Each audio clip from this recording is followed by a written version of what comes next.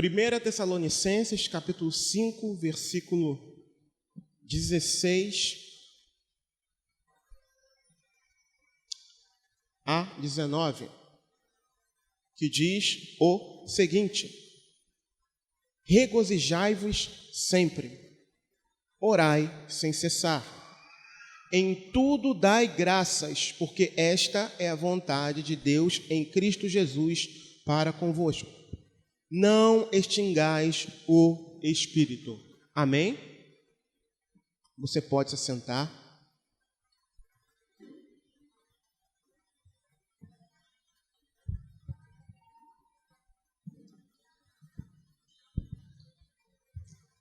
Pensa numa igreja composta apenas de novos convertidos. Pensa numa igreja assim. Só gente nova na fé, da liderança ao porteiro. Todo mundo, sem nenhuma exceção, todo mundo novo na fé.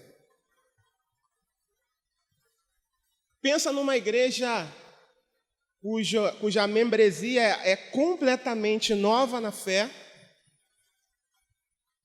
e que, por algumas circunstâncias, não teve um tempo hábil para se estruturar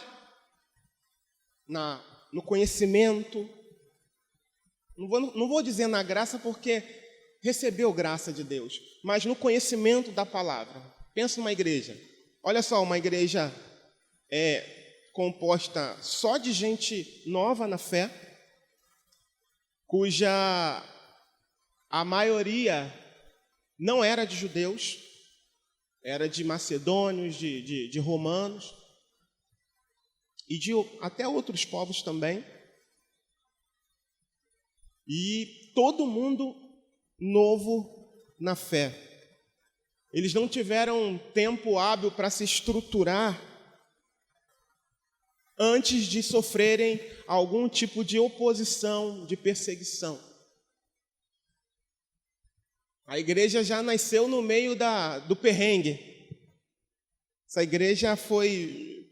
Tanto é, irmãos, que Paulo, quando funda essa igreja, ele não pode ficar muito tempo ali, por conta da grande oposição. Depois de um tempo, ele envia Timóteo. Mas a gente está falando dessa igreja, da igreja de Tessalônica. E num resumo do resumo, Paulo escreve essa primeira carta para uma igreja assim. E para que ele escreve essa carta? Justamente para animar os irmãos a permanecerem firmes na fé. Apesar de todas as circunstâncias, Paulo escreve essa primeira carta encorajando esses irmãos, os irmãos, diga-se de passagem, recém-convertidos, a permanecerem firmes. Apesar da oposição social, inclusive, que estavam passando por conta do Senhor, por conta de Cristo, por conta da sua nova fé. Além de também corrigir, além de esclarecer algumas dúvidas que eles vinham tendo no que dizia respeito ao arrebatamento da igreja. Mas o que a gente quer tratar aqui hoje, como eu falei na oração, foi uma mensagem que ministrou meu coração lá em Saquarema, na igreja que nós estivemos lá. O que eu quero chamar a amada igreja a se atentar era a circunstância que essa igreja vivia. E aí, usando essa ótica de compreendendo que era uma igreja nova, da liderança ao membro mais novo, vamos dizer assim, uma igreja nova, composta de gente nova, sem muita estrutura na palavra, e que estava passando por adversidades por conta da fé em Cristo Jesus. E aí, tendo essa ótica, a gente consegue visualizar um pouquinho melhor o que a gente leu no início. Lembra? Era uma igreja nova, pessoas estavam cheias da graça de Deus, sim, mas não tinham uma fundamentação sólida ainda na palavra. Mas mesmo assim, estavam cheias de fé. E Paulo escreve para elas. E aí faz um sentido maior e melhor para nós quando ele começa dizendo: regozijai-vos sempre. Faz ou não faz? Quando a gente entende um pouquinho do que está acontecendo. E aí, ele continua dizendo: não parem de orar. Faz ou não faz um sentido melhor? Quando você entende o que estava acontecendo, qual era o contexto naquele período. Não parem de orar. Quando ele diz orar sem cessar. Sejam gratos por tudo, ou seja, em tudo dai graças, porque essa é a vontade de Deus em Cristo Jesus para com vocês, para conosco. Não faz um sentido melhor? E por fim, dentro dessa leitura que a gente fez, ele diz, olha, não abafem, não expulsem o Espírito Santo de Deus.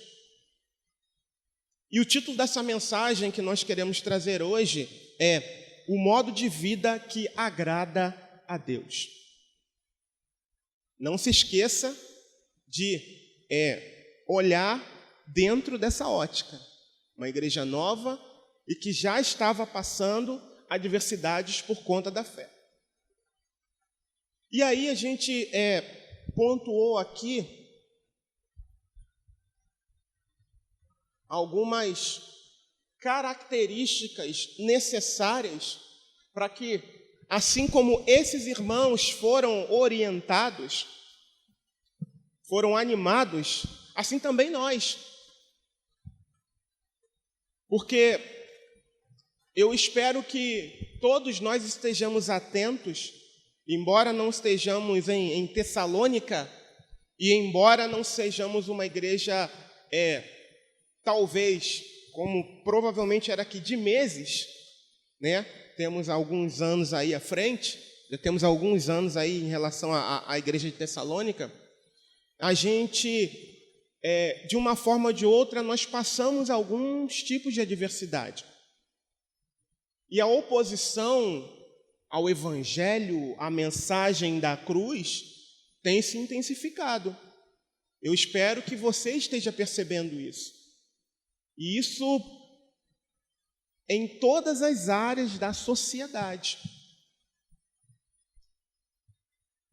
O conselho originalmente foi para eles, mas também é para a gente nos dias de hoje. Porque pela palavra nós sabemos que as circunstâncias vão apertar. A gente sabe pela palavra que as circunstâncias, para quem quer se manter fiel na presença do Senhor, elas vão se apertar. Mas tudo isso é necessário. Importa que nós sejamos o quê? Provados. Eu quero ser aprovado e quero ver os irmãos aprovados também. Então,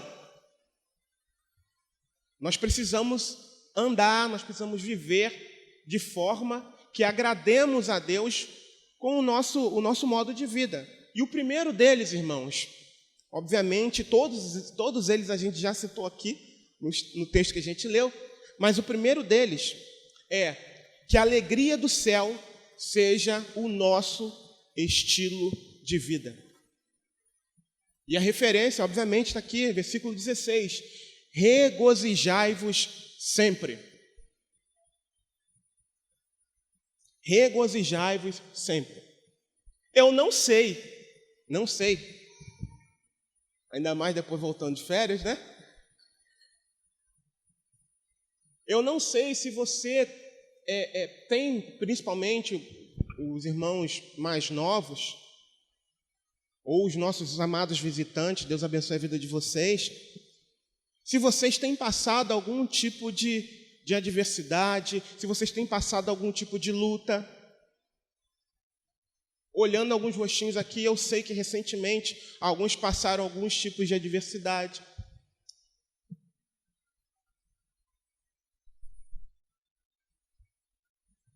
Mas a orientação que Paulo deixa para nós, assim como deixou para os irmãos das igrejas de Tessalônica, é que a alegria que vem de Deus não pode se apartar da nossa vida, do nosso cotidiano. Não pode. É claro, irmãos, que vai chegar um momento que a gente vai chorar. Nós somos seres humanos, temos sentimentos. Existem momentos em que a lágrima vem. Existem momentos em que a gente olha e não vê a solução aparente.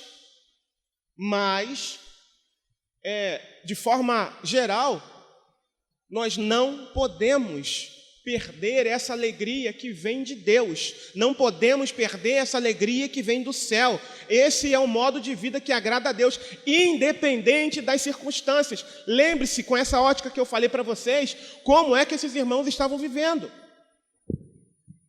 Imagina uma galera, um pessoal que sabia muito pouco da palavra, mas que estavam ali procurando perseverar, firmes na fé, naquilo que ouviram, naquilo que receberam, e talvez sem entender muito bem, mas querendo ficar firme ali,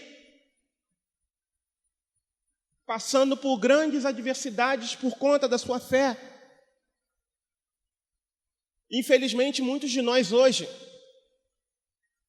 quando vem algum tipo de adversidade, alguns de nós hoje, quando vem algum tipo de adversidade, não está adiantando nada eu ir para a igreja, não está adiantando nada eu servir a Jesus, olha aí. Não tem gente que age assim?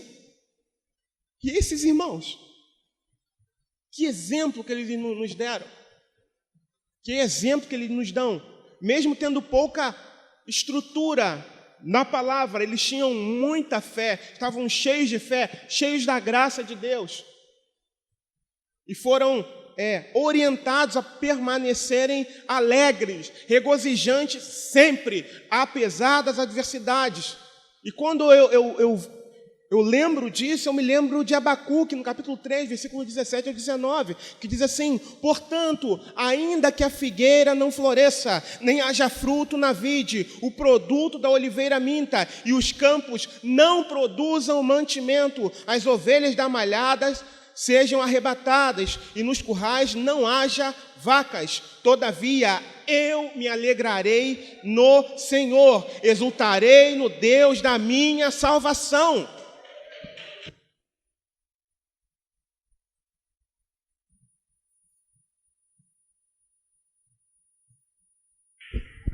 Meus amados irmãos, nós não somos guiados por vista, nós somos guiados pela fé. As circunstâncias não podem nos afastar, não podem tirar a alegria do Senhor, não pode. Se de fato uma vez você foi salvo, foi resgatado das trevas para a luz, a alegria do Senhor precisa estar dentro de mim e de você. Como eu falei, tem momentos que a gente chora. Eu não estou dizendo aqui, não, agora que eu estou em Cristo, que nada, irmãos.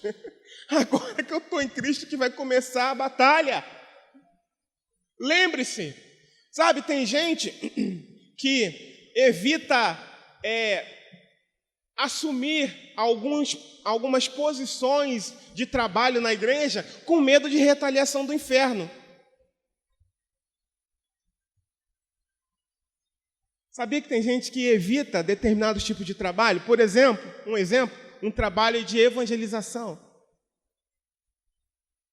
Porque vai ter retaliação, querido. Não se ilude com isso, não.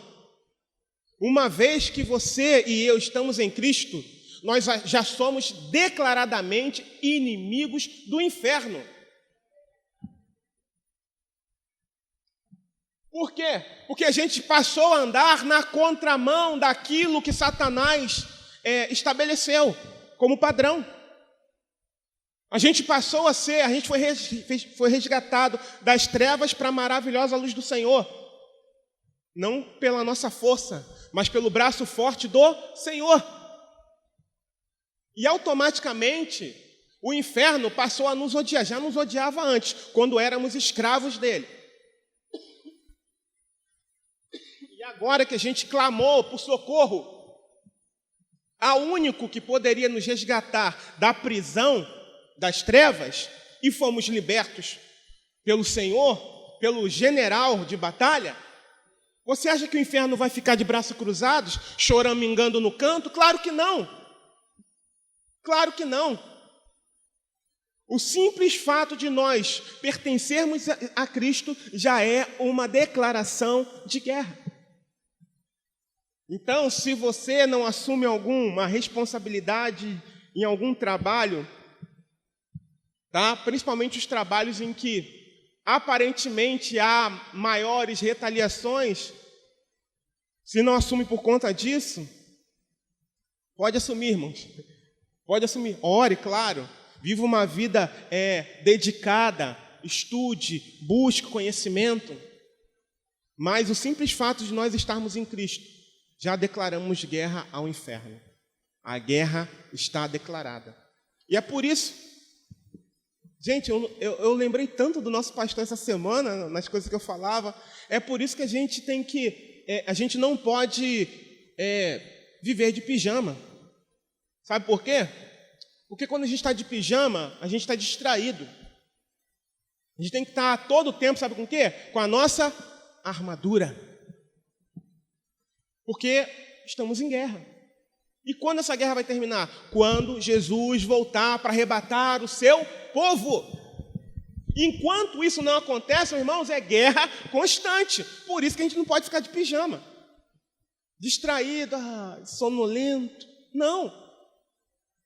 É posição de batalha o tempo inteiro. Mesmo que você dê uma cochiladinha, tem que ter alguém ali junto com você. É igual a sentinela. Enquanto tem alguns descansando um pouquinho, tem alguém que está vigiando.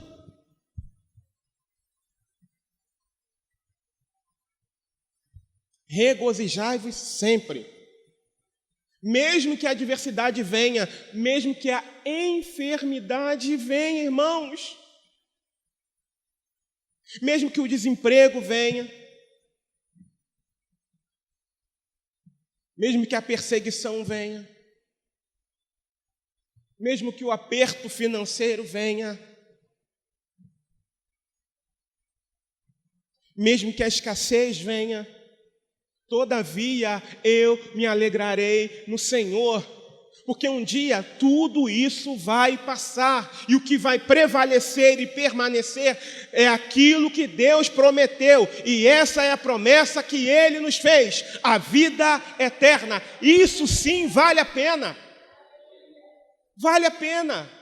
É claro que agora nós precisamos de dinheiro, precisamos de alimentação, precisamos de trabalho, precisamos de saúde, mas se ela faltar, se algum desses itens faltarem, ou outras coisas que eu não falei aqui, ainda assim eu preciso permanecer feliz na presença do Senhor, porque Ele é o meu Salvador.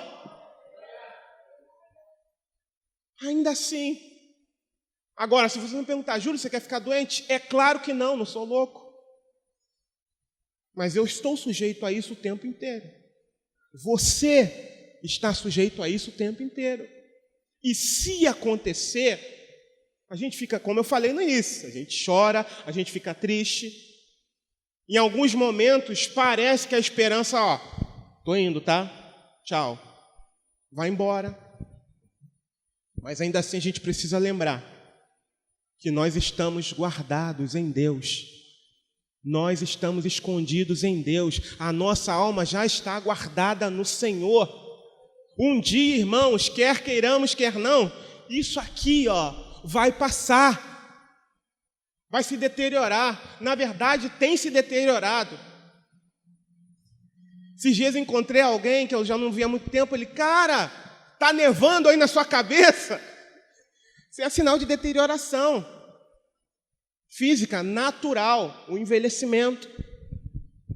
Está nevando aí na sua cabeça? Cabelinho branco? Claro que não tem muito, igual a minha querida prima,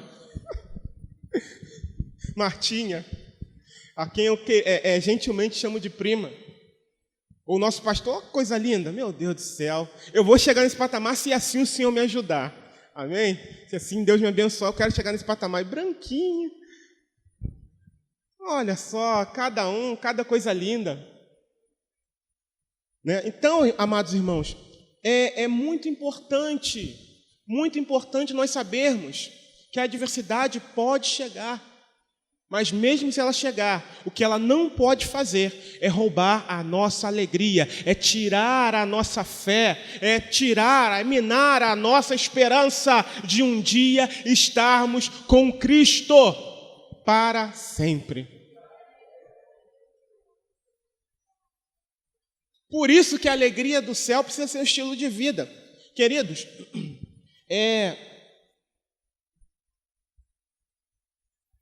eu me lembro, para você ver como a atmosfera era gloriosa. Eu me lembro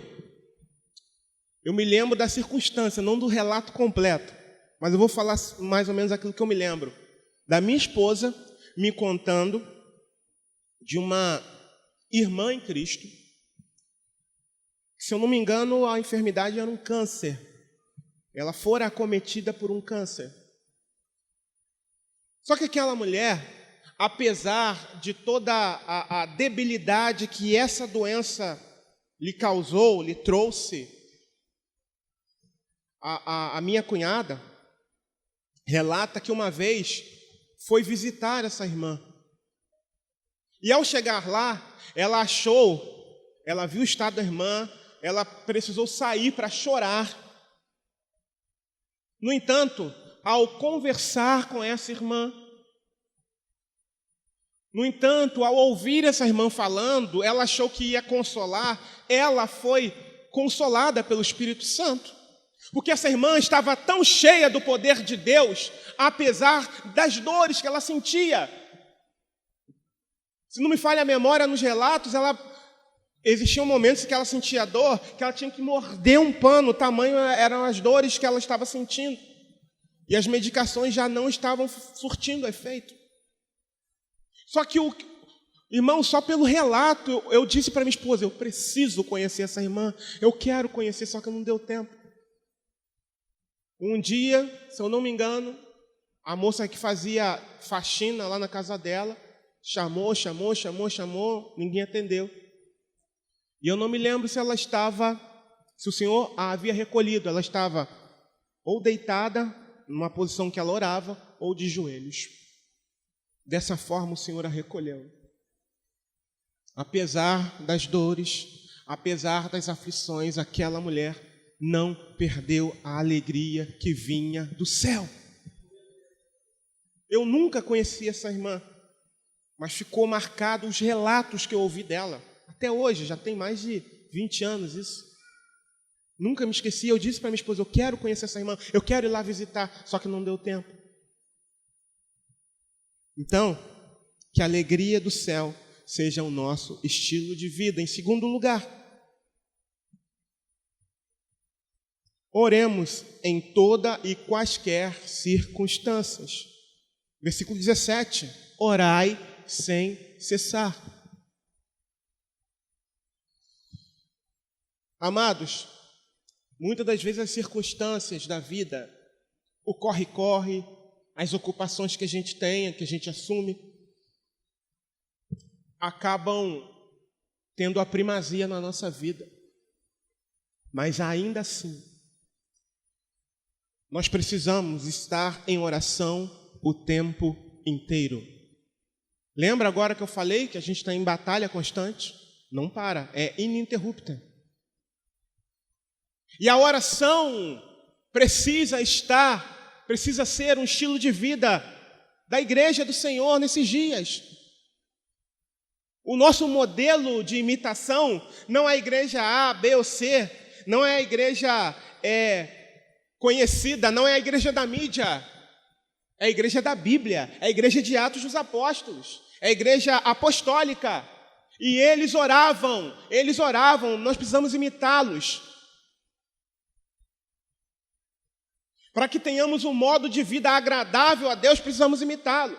E nem sempre nós vamos ter a disponibilidade de entrar na calmaria do nosso quarto ou algum aposento da sua casa que você goste, dobrar os seus joelhos e fazer. Não. Tem gente que, é provável que tenha gente que acha que só consegue orar dessa forma. Não. Não. Você pode orar dentro do ônibus. Você está ali indo para o seu trabalho. Você pode estar orando, pedindo ao Senhor para guardar ali o motorista, os passageiros. Você pode orar de todas as formas. Pedindo sabedoria para poder evangelizar alguém, para poder falar, compartilhar daquilo que você recebeu. O que a gente não pode fazer é deixar de orar. Porque se a gente deixa de orar, a gente morre. A gente está morto, espiritualmente falando. A oração tem que ser uma marca da igreja bíblica e cristã. E quando eu falo igreja bíblica e cristã, não apenas nossa igreja, mas de todas as igrejas que confessam a Cristo Jesus como seu único e suficiente Salvador.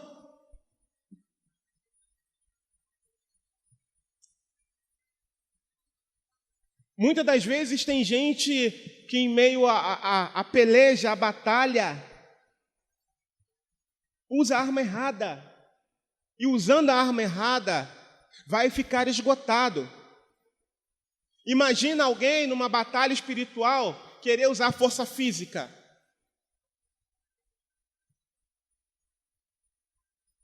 Você já viu alguém tentando segurar uma pessoa endemoniada? É perda de tempo. É uma força sobre-humana. Você tem que repreender em nome de Jesus. Querer medir força não dá, não. É uma força sobre-humana. E é por isso que a gente precisa usar a arma correta. E tem gente que tenta usar a arma errada. Vai se sobrecarregar, vai se ferir, vai se cansar, vai ficar exausto, vai ficar desanimado. As armas da nossa milícia não são carnais, mas poderosas em Deus. São armas espirituais, irmãos. Então nós precisamos usá-la. E a arma mais poderosa é a oração. Olha só, o texto, além desse texto do versículo 17, orai sem cessar, Lucas 18, versículo de 1 a 8, diz assim: e contou-lhes também uma parábola sobre o dever de orar sempre e nunca desfalecer, dizendo: havia numa cidade um certo juiz que nem a Deus temia, nem respeitava o homem. Havia também naquela mesma cidade uma certa viúva que ia ter com ele, dizendo: faze-me justiça contra o meu adversário. E por algum tempo não quis atendê-la, mas depois disse consigo: ainda que não temo a Deus, nem respeito os homens, todavia, como esta viúva me molesta, hei de fazer-lhe justiça, para que, enfim, não volte e me importune muito. E disse o Senhor: ouvi o que diz o injusto juiz. E Deus não fará justiça aos seus escolhidos que clamam a Ele de dia e de noite, ainda que tardio para com eles? Digo-vos que depressa lhes fará justiça. Quando, porém, vier o Filho do Homem, porventura achará fé na terra? Algumas coisas me chamam a atenção aqui. Jesus falando a parábola, ele fala sobre um dever de orar sempre e nunca desfalecer. Sabe aquela pessoa ou aquela causa que você não vê uma solução? Ore. Ou melhor, oremos. Eu estou incluso no pacote também. Oremos. É bem verdade, irmãos, que humanamente falando, tem situações ou tem pessoas que a gente olha e já deixa de mão, já quer deixar de mão. Não sei vocês, comigo é assim. Se aí, sinceramente, tem jeito mais não. Mas isso é muito carnal. Quando eu ajo assim, isso é muito carnal. E a arma que o Senhor me deu, chamada oração? Não vale de nada? É ineficaz? É claro que não. É claro que não. É poderosa. Então o que é que eu tenho que fazer? Orar. Orar sempre. Foi o que essa senhora fez. Foi o que ela fez. Ela sabia que esse juiz iníquo não temia a Deus e não respeitava ninguém. Ela sabia.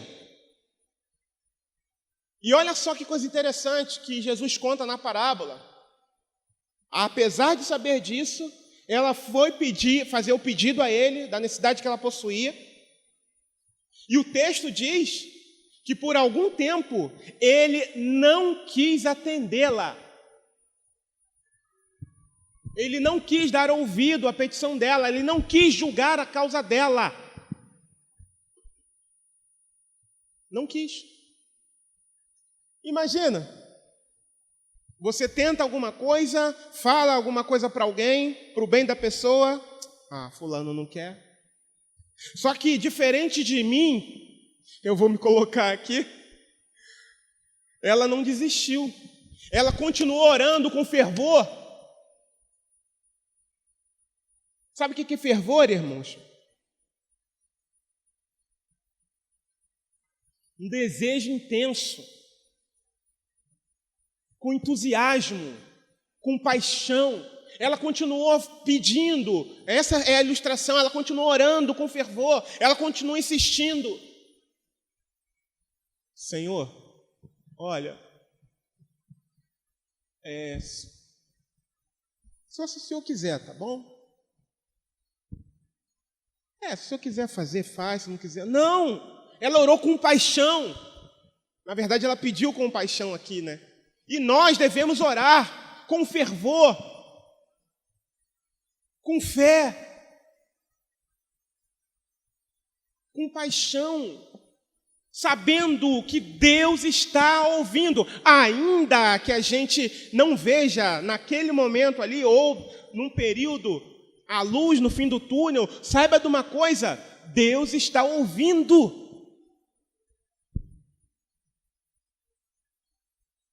Agora, uma coisa importante, Senhor, e que tudo isso seja feita a tua vontade. Isso é muito importante.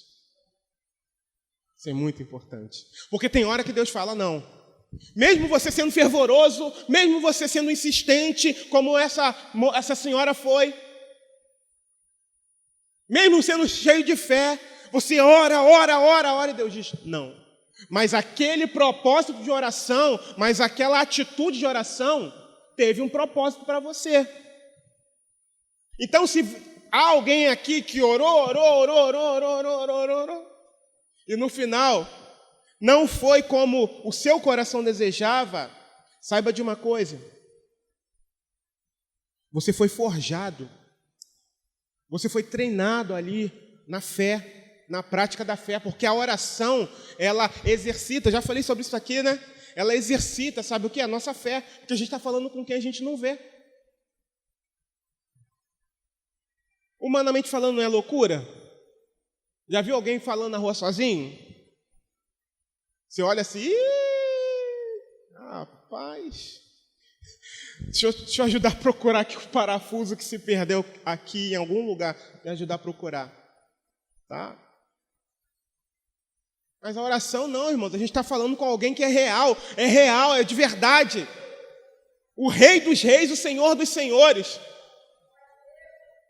Então, a gente precisa praticar a oração, orar em qualquer circunstância. Tem o seu momento de fechar a porta e de orar. Tem aquele momento ali da hora do almoço, né? Que muitas pessoas acham que a oração é só aquele momento ali, ou então aquele de dormir, né? Você já chega trôpego, cambaleante, trêbado, né? Aí, quando dobra os joelhos, senão já a hora deitado, Senhor, amém, né? Amém. Às vezes não consegue nem falar. Eu não estou falando só dessas orações. É importante a gente orar junto com a família. É importante. Mas ter momentos de oração. Tem um momento da oração de joelho que você está ali tranquilo. Tem um momento que você está ali, a dona de casa fazendo alguma coisa. Pode estar orando. Mas o que a gente não pode fazer é parar de orar. Se a gente quer ter um modo de vida que agrade a Deus. Terceiro lugar. Em tudo dai graças, porque esta é a vontade de Deus em Cristo Jesus para conosco. Ou seja, terceiro lugar, seja grato a Deus em tudo. O que é gratidão? Eu coloquei aqui uma definição. É a qualidade de reconhecer e valorizar as dádivas já recebidas. Ah, mas eu não tenho muito, mas seja grato com aquilo que você tem. Ah, eu não tenho nada. Tem sim, você está vivo. Você tem a oportunidade de se voltar para Deus, se não se voltou ainda.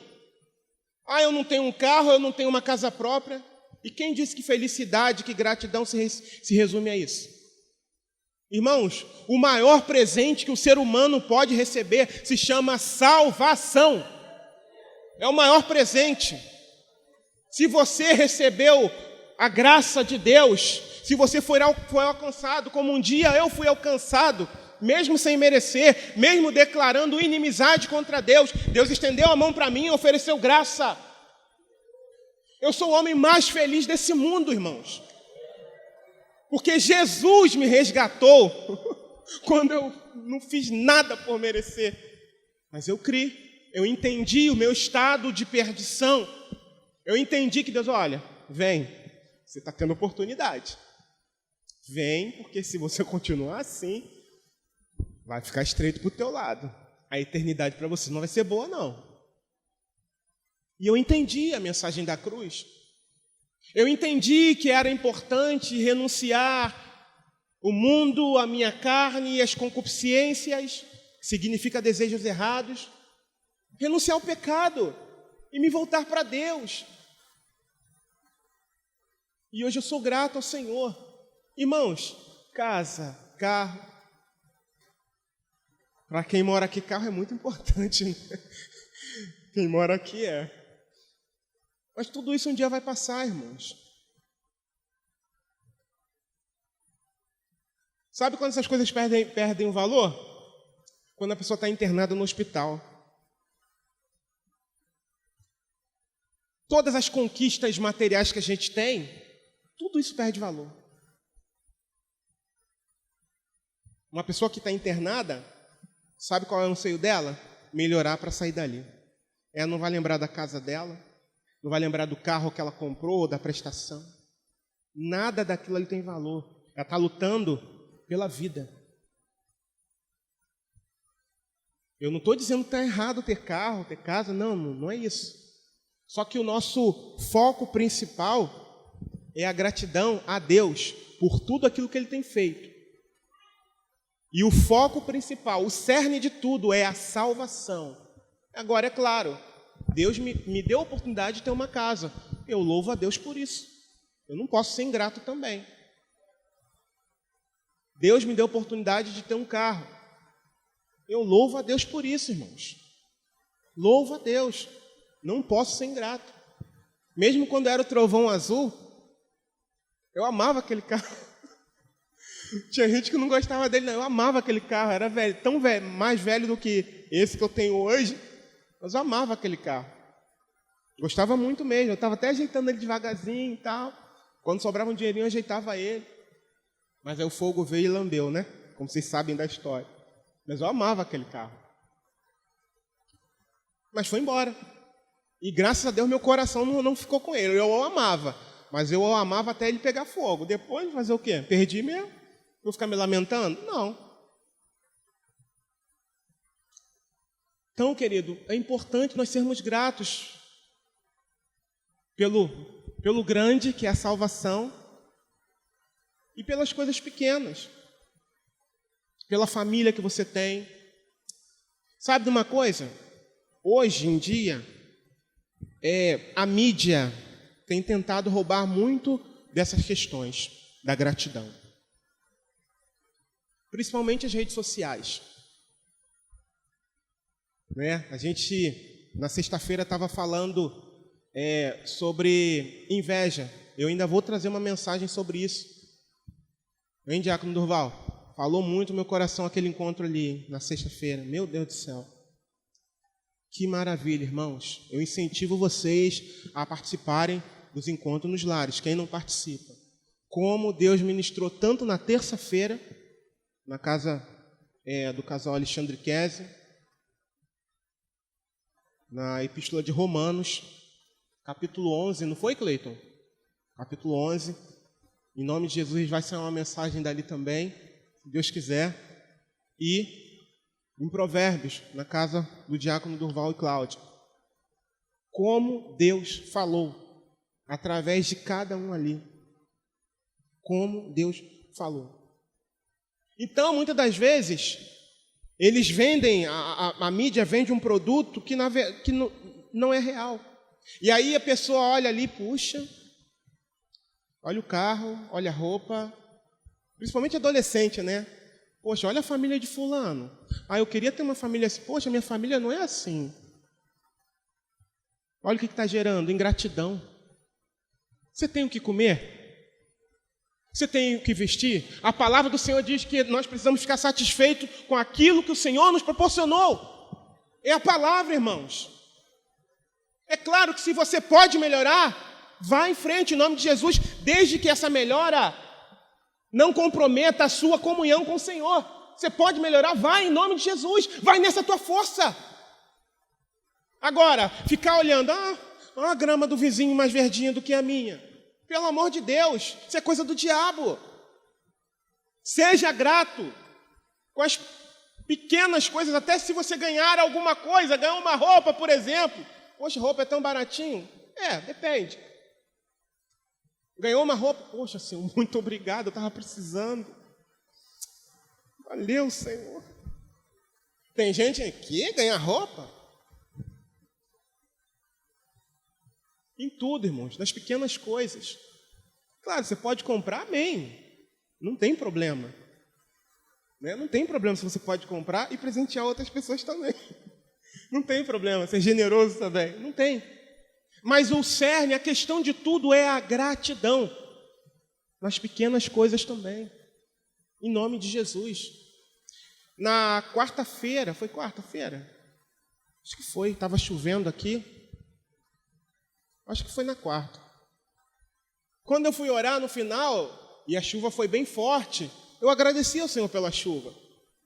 Embora o volume de chuva tenha sido muito grande e tenha causado danos, ainda assim, eu agradeci a Deus pela chuva. Sabe por quê? Porque em algum lugar tem plantações. E a temperatura também caiu, graças a Deus. Então, você está vendo que em tudo nós precisamos ser gratos a Deus. E muitos dos problemas, e eu não estou querendo acusar ninguém ou apontar para ninguém, mas muitos dos problemas que hoje a gente tem com enchente é culpa do homem. Tá? É culpa do homem. Se você for... Volto a falar, né? Não estou acusando ninguém, mas eu canso de ver gente que mora ali na beira do rio, chegando ali, jogando sofá, jogando um monte de coisa dentro do valão. Falei rio, né? Vejo, e aí, quando chove, né? Tem um volume de lixo muito grande e vem muita água e aí dá o problema que dá. Mas enfim, irmãos, gratidão. Gratidão pelo seu casamento, gratidão pela esposa, pelo esposo que Deus colocou ao seu lado, gratidão pelo trabalho que você... mas é pouquinho, não importa. Não importa, irmãos. Quando Deus abençoa, está abençoado e ponto final. É melhor você viver numa casa onde há humildade do que estar vivendo num palácio onde está vivendo um inferno. Desculpa a expressão. É melhor você viver numa casa muito humilde, onde há paz e cheia da presença do Espírito Santo de Deus, do que viver regalado em todos os favores que a vida pode te dar e não viver uma vida em paz com Deus. É melhor. Volto a repetir. Você pode ter coisas boas, não é pecado. Deixar isso muito claro. Mas sejamos gratos em tudo. E para finalizar, não apague o Espírito Santo. O texto diz, versículo 19, não extingais o Espírito. Você olhar aqui, ó, nessas duas aqui, extremidades aqui, tem extintores aqui. Eles servem para apagar um princípio de incêndio. Eles servem para evitar o incêndio quando ele está no seu início, porque ele começa com algo pequeno, normalmente. E o que é apagar o Espírito? O que é extinguir o Espírito? É quando a gente se desvia da vontade de Deus. É quando a gente não se desvia da aparência do mal. É quando a gente resiste à voz do Espírito Santo, seja através da palavra, quando a gente lê, entende e o Senhor fala com o nosso coração, ou quando Deus usa alguém para ministrar a palavra, né? Sempre partindo da palavra, Deus usa alguém para ministrar a palavra, ou para dar um conselho bíblico, e a gente simplesmente não ouve ou não faz. E a gente vai minando, a gente vai extinguindo o Espírito Santo. Todas as vezes que a gente não se desvia da aparência do mal, de toda e qualquer sorte de pecados, a gente está extinguindo o Espírito Santo. Todas as vezes em que a gente resiste à orientação do Espírito Santo, a gente está extinguindo o Espírito Santo. A gente está se afastando do propósito de Deus nas nossas vidas.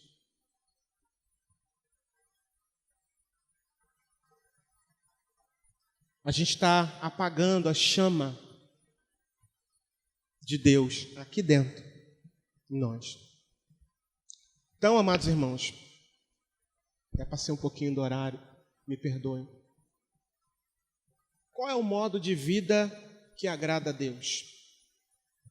Em primeiro lugar, recapitulando, que a alegria do céu seja o nosso estilo de vida. Segundo lugar, devemos orar em toda e quaisquer circunstâncias. Terceiro lugar, sejamos gratos a Deus em tudo. Em quarto lugar, não apagarmos o Espírito Santo. Só um comentário aqui que eu acho importante falar. Você sabia que no dia que meu trovão azul pegou fogo aqui na frente, eu agradeci a Deus? Foi uma perda? Foi. Mas agradeci a Deus porque não trouxe danos a terceiros. Agradeci a Deus que aconteceu quando eu estava sozinho. Hoje, por exemplo, a gente está com minha cunhada aí. Ela leva uma década para entrar dentro do carro e um século para sair. Imagina se ela está dentro do carro comigo. Eu agradeci a Deus. E nesse dia eu levei minha filha e mais 2 crianças para o colégio. Eu tenho ou não tenho motivos para ser grato a Deus? E por fim, não explodiu, não trouxe dano para terceiros, para ninguém. O único prejuízo naquele período ali foi meu. Graças a Deus, eu louvo a Deus por isso. Louvo a Deus. Então, muitas das vezes tem coisas que acontecem e a gente fica chateado, triste, mas Deus, Ele quer fazer a gente crescer. Então, que nós tenhamos uma vida, tenhamos um modo de vida que agrade a Deus. Amém?